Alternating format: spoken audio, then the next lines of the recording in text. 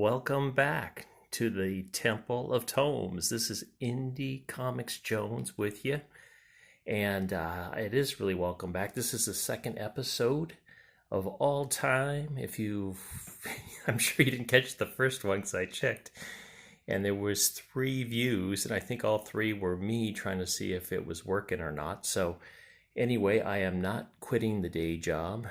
This is just kind of an experiment. I'm just enjoying this. I think I can see why it's kind of a little bit addicting, in fact.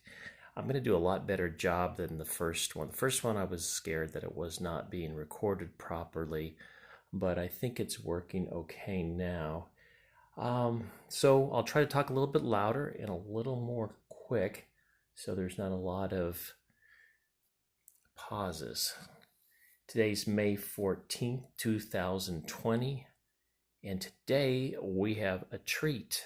The other disclaimer I want to talk about real quick before I get off on this. I thought I was going to be reviewing comics that weren't very well reviewed, but it turns out that right off the bat, I picked one that had been reviewed by Comics Matters, which is one of the bigger channels out there doing reviews. Some of the reviews I'd seen before were just announcing that the book was out and they were looking forward to reading it. That was last week was, what was it? Nebula, the Marvel Comics Nebula. So the good thing is Comics Matters review was quite different than mine. So his might be closer to what it should be than mine, but they're opinions and it's fun and what the heck, okay? So getting into that right now, we're going to start looking at Dceased, Unkillables. Now, this is part of the Dceased line that came out, I think it was all of last year, 2019. I did not read any of them, so I was a little bit unsure of what I was getting into here. The cover looked really good. I got the first 2 issues here. We're just going to look at the first issue today. And basically, what you see in there is pretty much all criminals. Yeah, they're all banding together. And I knew it was about zombies, but I wasn't sure exactly what was going on with it.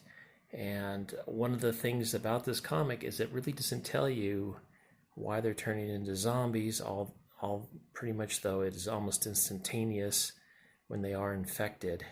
And I think it has something to do with digital screens, but I'm not sure.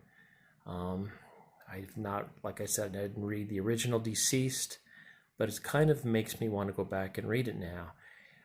The writer, Taylor,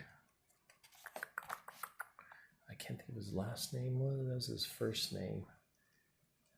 Tom Taylor, I'm sorry. Sorry, Tom.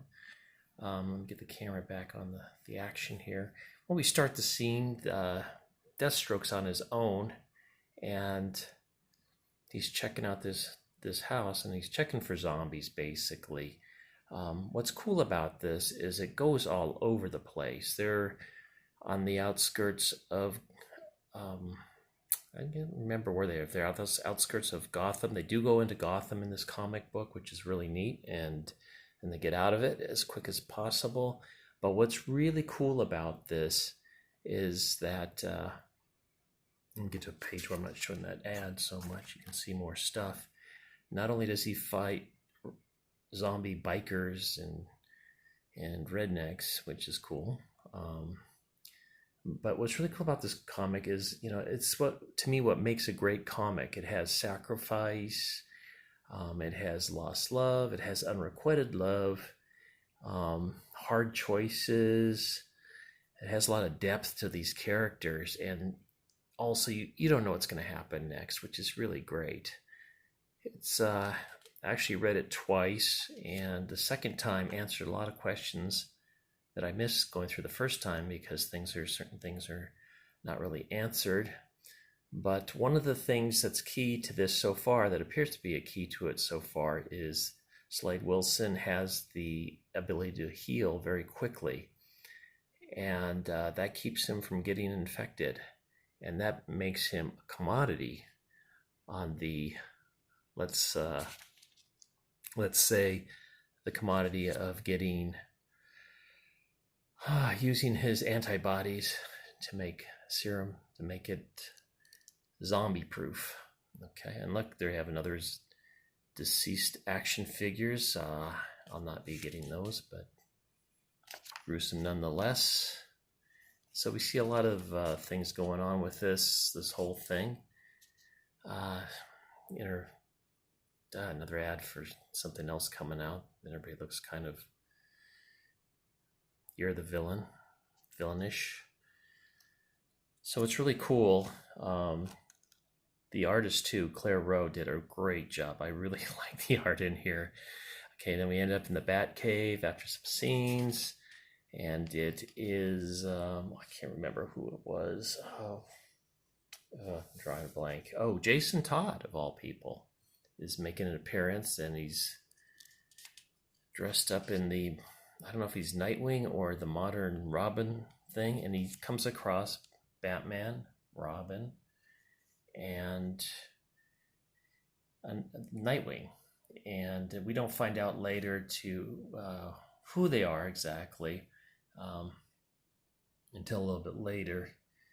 It's uncovered who's there. But anyway, all the bats are trying to get together. He ends up going to the Gotham City Police Department. Pretty great stuff. Deathstroke rescues his daughter. Just on and on and on. A lot of twists, a lot of things going on. And she has the ability to see different outcomes. And then it's a Mirror Man who's really, really cool in this. He's kind of creepy, but he's got a big part in this whole first issue. But the big hard choice that comes up in the future is they find an orphanage full of kids, and they decide to make a stand at this orphanage. And in the meantime, they find out there's a rocket that's going to take off to a island where it's totally safe. So they can either abandon the kids, go in the Batmobile and group and abandon the kids, or, stay with the kids till the end or whatever else happens. So on and on. I highly recommend this. Art's good. The story is really gripping. Here you can see he gets together with this group of villains on another island, a pyramid island. And there's a scheme going on here. I'll kind of skip some more stuff. Just all kinds of neat stuff goes on. There's Commissioner Gordon's in it. And you don't know who's going to be surviving. And just a quick note on this. This is the new Barbara Gordon young adult novel. And she wasn't in a wheelchair. So I don't know what they're trying to do with this. To me, it's really disappointing. They should have gone there. Why couldn't she just have her legs like she did when she was a young adult instead of putting her in a wheelchair? But oh well, that's canon, not. Okay, so anyway, here's a kind of a cool thing. They get mad because they find the Joker already dead. So they plant the Joker on the front of the Batmobile just as a symbol, as a hood and ornament, excuse me. But anyway, this is a pretty good book. I believe it's priced at $4.99. Yeah, $4.99. Ta-da! It's a one of three in the series. The art is good. The dialogue's great. Like I said, it's by I'm drawing a blank on his name, Tom Taylor, and I'm gonna go. He also wrote the some of the Dceased issues, from what I understand. So I'm gonna go back and check that out. I'm kind of burned out on zombies, but this is kind of just different enough that I'm really enjoying it. And the stakes are high. No one's overpowered here. They're really battling against each other and against the zombie menace. And these zombies obviously have like a sense too, where they could they can pick up on the, I don't know if it's the heartbeat or the heat or whatever of living humans. So that makes them extra dangerous. And so there's some really cool characters in here. I'm just going to mention them really quick. You have Nightwing, Ravenger, Mirror Master, Vandal Savage, Solomon Grundy, the Cheetah, the Creeper, Captain Cold Shiva, Bane, and Deadshot in this issue alone, not to mention a cast of other corpses and whatnot. So makes for a good read, a really, really strong read, and I highly recommend it. On the next episode, I'll go ahead and go through issue 2 real quick, but I don't want to give too many spoilers because I think it's worth getting or worth borrowing, or however you can read it. I think you would enjoy reading it. And that's what I've got to say about this. It's got all the things that I love in a comic: sacrifice, lost love, unrequited love, regret, revenge, depth of character, and they got to make hard choices on top of that. So hopefully everybody is having a great day. It's 92 today in Texas, and I'm signing off for now. This is Indie Comics Jones from the Temple of Tomes. Be good.